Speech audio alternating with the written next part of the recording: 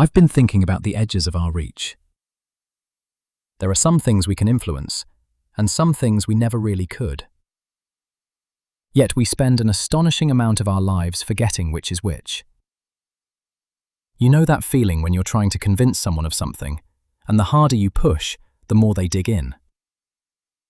Or when you're waiting for news, a job, a diagnosis, a reply to a message, and somehow the waiting itself becomes heavier than whatever the answer might be.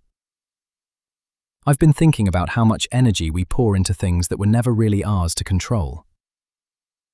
There's this seductive idea that if we just work hard enough, think clearly enough, or plan carefully enough, we can bend the world to our will.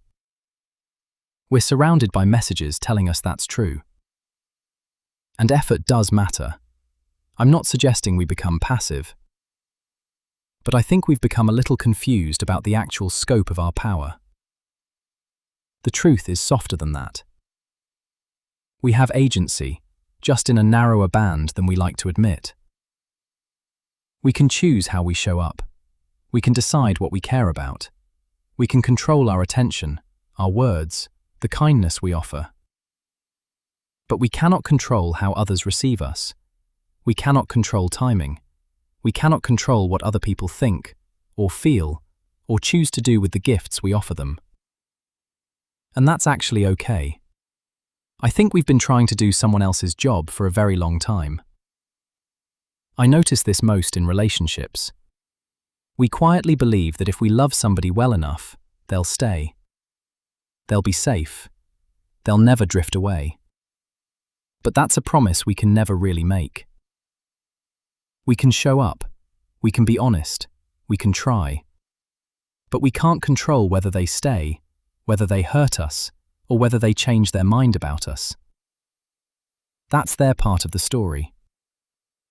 The strange freedom I've found comes from acknowledging this. When you stop trying to control the uncontrollable, something shifts. You're not fighting gravity anymore. It's a little like standing on the shoreline. You can watch the tide. You can enjoy it. But no amount of wishing changes when it comes in. Instead, you begin to notice where your real power has been all along. In small choices.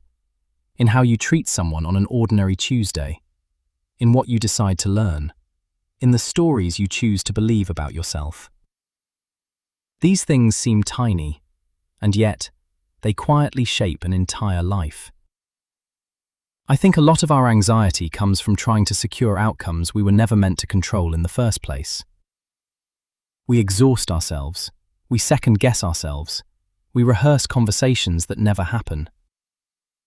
And all the while, the real levers, the ones we can actually move, sit quietly waiting. This isn't really about surrender. It's more like alignment. It's remembering that some things are yours to carry, and some things never were. The sooner you discover which is which, the lighter life begins to feel.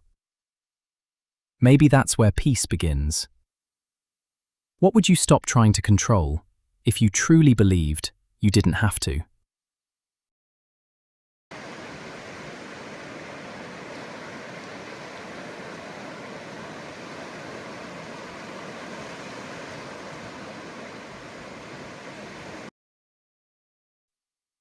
Until next time, keep wondering.